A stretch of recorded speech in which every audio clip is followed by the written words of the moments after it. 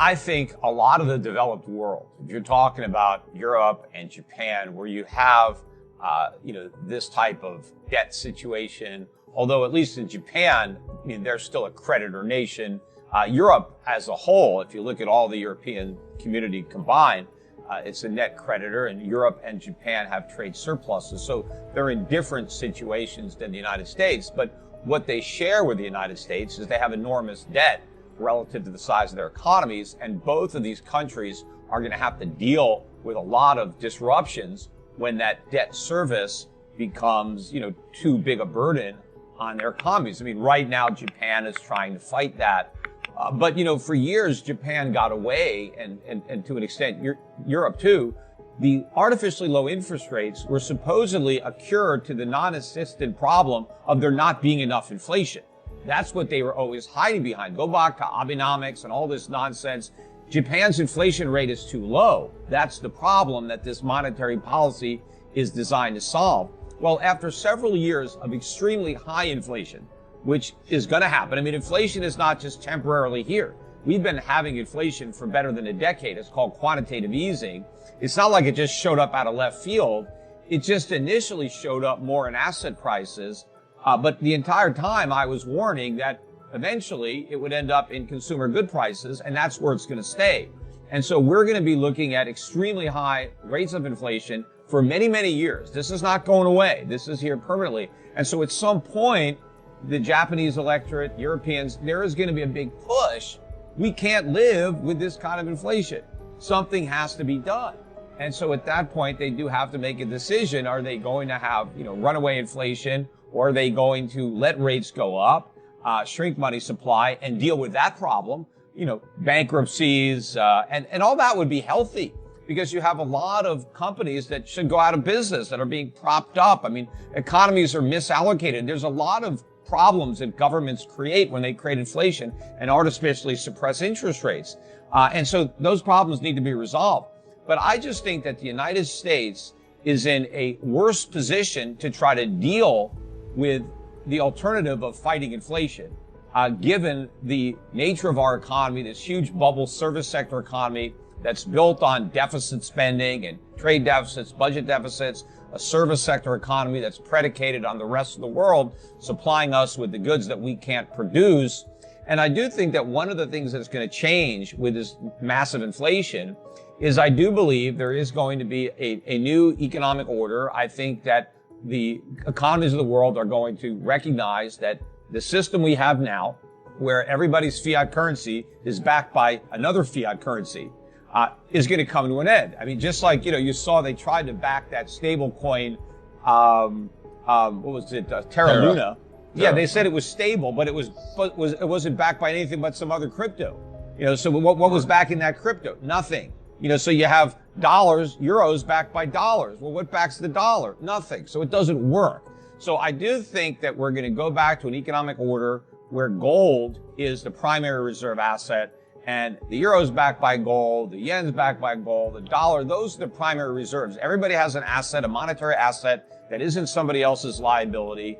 And no one has this, exorbitant privilege of being able to create a reserve currency out of thin air and just live off the productivity of everybody else.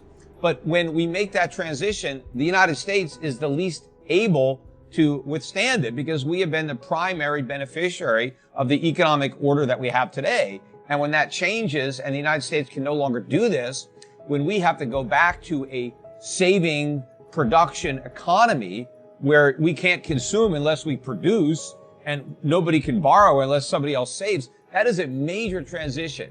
And I don't even see how we undertake it, especially in the political environment that we're in, the popularity of big government and socialism, how we're going to dismantle enough government to even allow this to happen. And, now when you have so many people demanding, we want less inflation, they don't realize that that's impossible unless we have less government, because inflation is how we're paying for government. And so the only way to let the middle class off the hook on inflation is to let them off the hook on government, which means we have to slash Social Security, Medicare, Obamacare, defense. No one's willing to do that.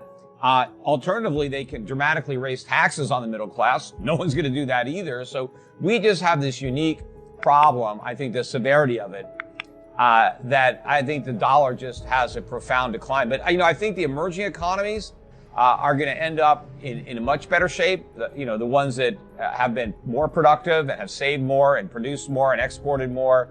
I think they're in much better position than the advanced economies to come out really winners on the other side of this.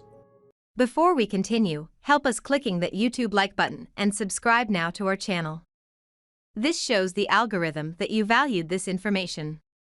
And it helps us spread that message. Sharing is caring. And now, let's continue. I have bad news for you. If you're not rich by now, you're screwed. And if you're in debt, you're even double screwed.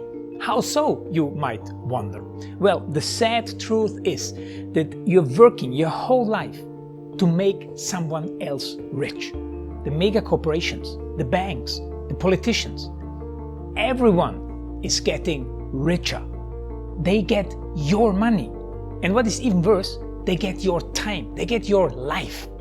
You are not even in a rat race, you're in a financial prison.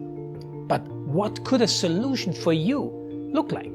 Honestly, I don't know, but I know what a solution for me would look like. It's very simple.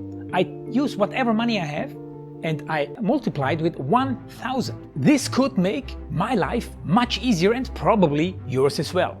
If you have $1,000 available and multiply this with 1,000, I believe that this could solve some financial issue for the one or the other. Of course, if you're ugly, you would have to multiply it with much more than 1,000. My name is Markus Dahn, and this is what I decided to do. I decided to 1000x my money. This is not a joke. I know what you may be thinking. What is this guy talking about? How should this work? This is not possible. Well, I made a detailed video where I laid out my plan.